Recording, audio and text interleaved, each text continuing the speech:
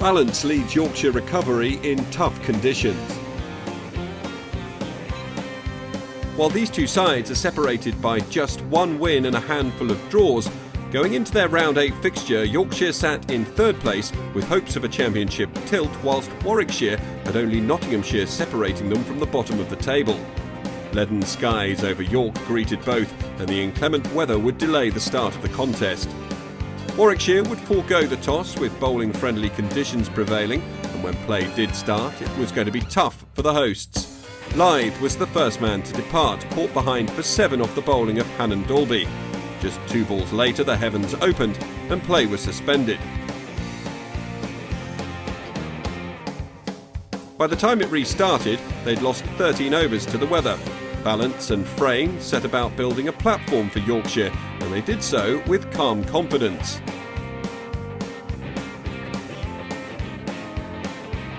A flurry of boundaries from Frayne would see the hosts past 50 without further loss, and they went to the lunch interval at 60 for 1. They resumed in the same fashion, adding 27 runs before Frayne was the next man to go, caught superbly by a diving lamb at mid-wicket off the bowling of Miles.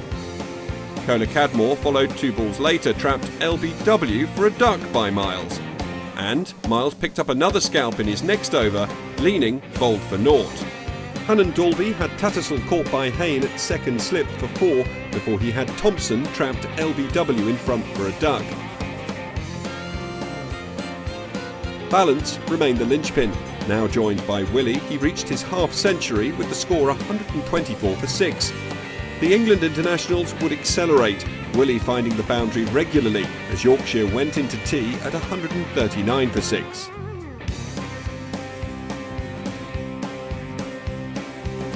It would be Jeetan Patel who broke the partnership, trapping Balance LBW to bring his 54-run stand to an end shortly after the resumption.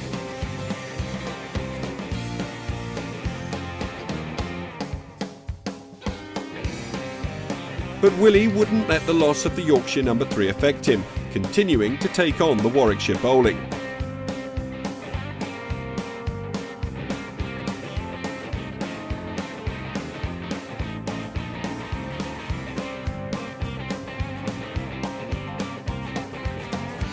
He and Patterson would guide the side past 200 before Miles picked up another prize wicket, the ball clipping the top of off stump to send Willey back to the pavilion with 46 to his name.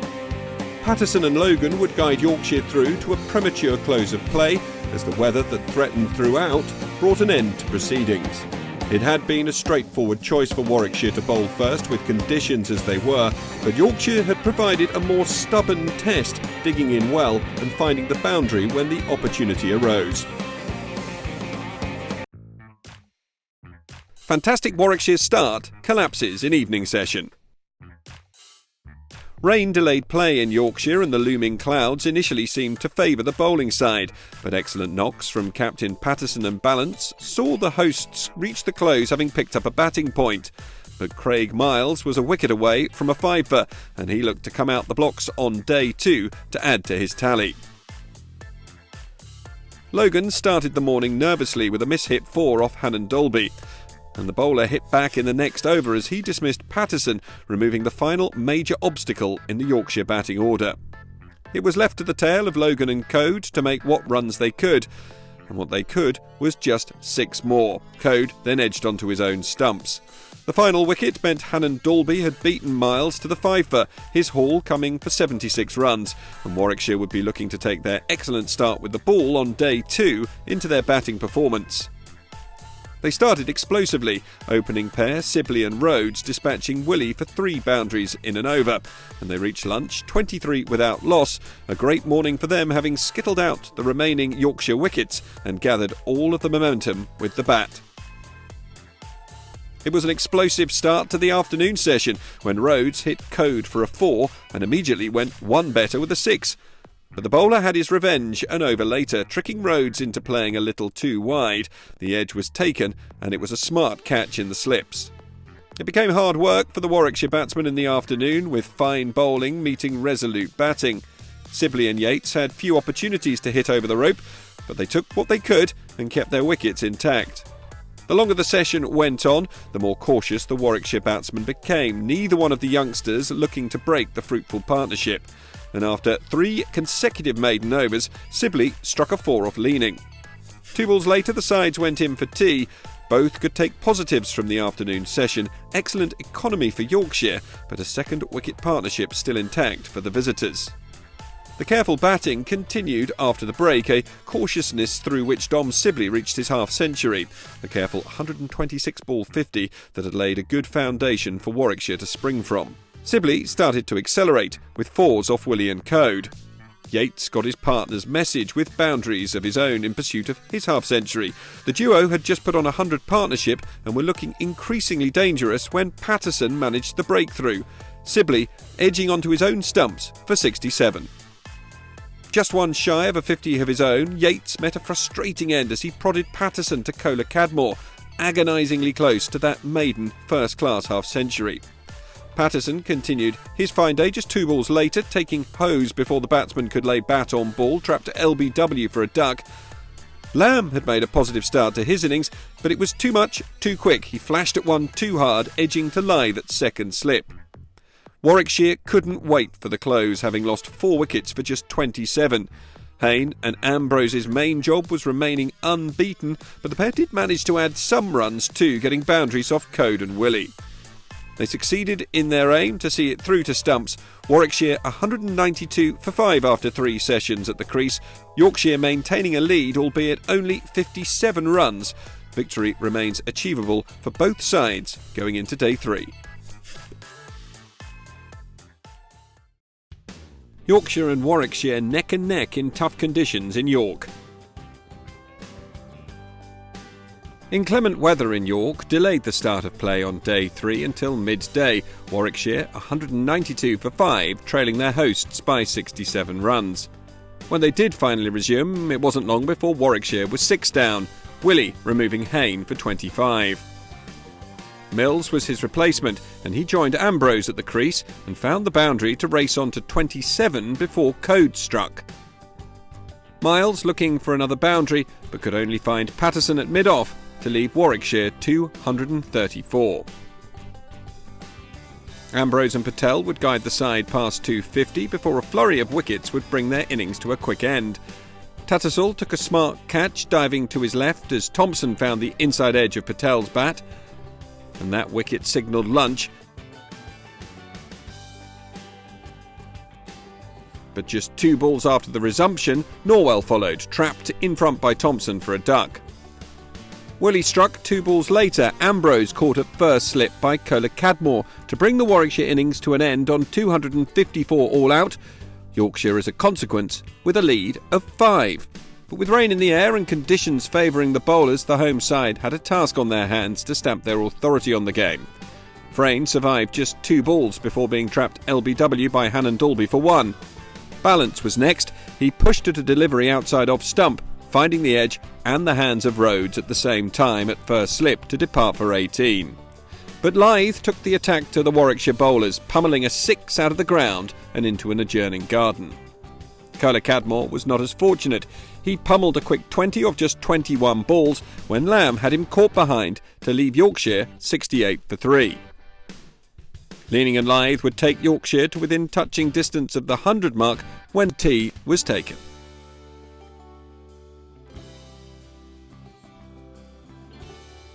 Lyth's stand would be cut short after the resumption of play, Miles once again picking up the wicket.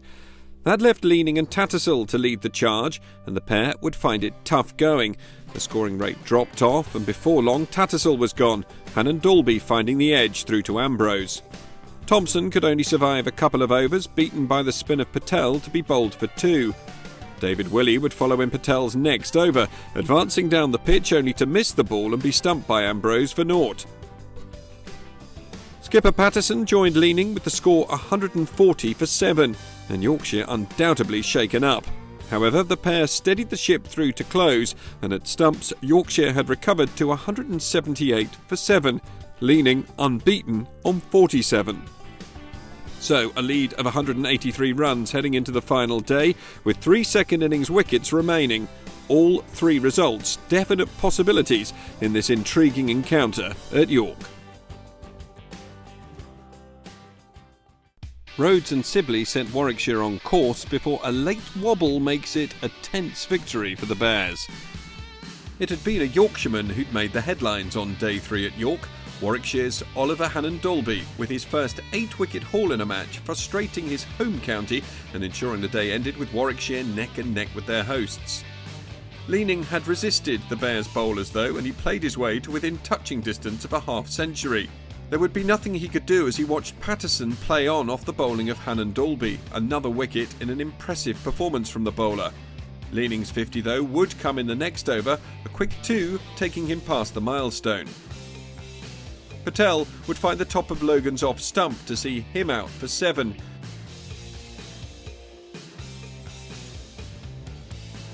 And Leaning's innings would finally be brought to an end, LBW to Patel for 65.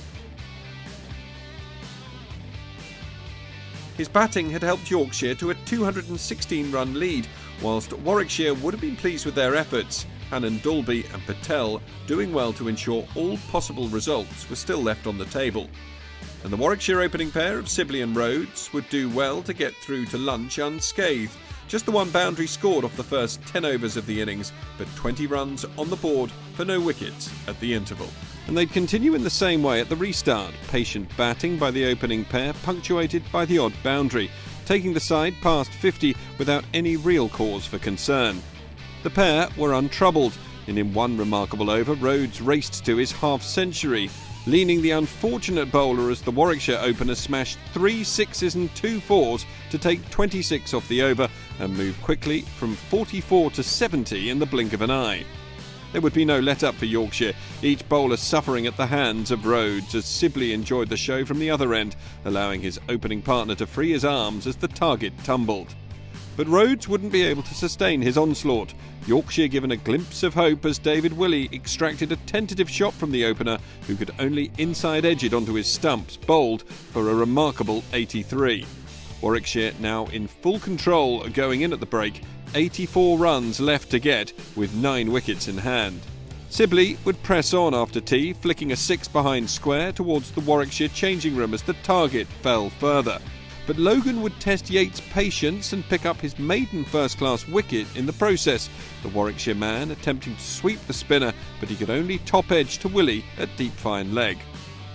Logan struck again, picking up the crucial wicket of Sibley. Driving on the up, the Bears opener could only find Patterson at mid-off as he fell for 81. Warwickshire were wobbling, and 3 became 4 with the first ball of the next over. Tattersall up to the stumps with a smart catch off Patterson to see Hayne out for 8.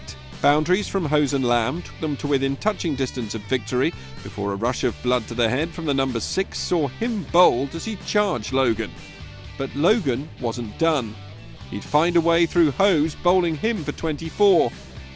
And with 2 runs required for victory, Ambrose would fall, caught at first slip by Kohler Cadmore off the bowling of Thompson. Surely, Yorkshire couldn't pull off an unlikely victory. Well, not if Jeetan Patel had anything to do with it. He found the boundary with his 3rd ball faced to bring the match to a close and seal victory for the Bears. They'd won by 3 wickets when at times it looked like they'd cruised to victory. The wickets of Rhodes and then Sibley had changed the game and given Yorkshire hope. James Logan bowling impressively for his 4 for 22, his first ever wickets in first-class cricket. 21 points for Warwickshire, which lifts them out of the bottom 2 for the time being. Yorkshire's first loss of the season, giving them just 5 points as they stay in mid-table. Next week sees Warwickshire travel to Surrey. Yorkshire are next in action in a fortnight against the same opposition.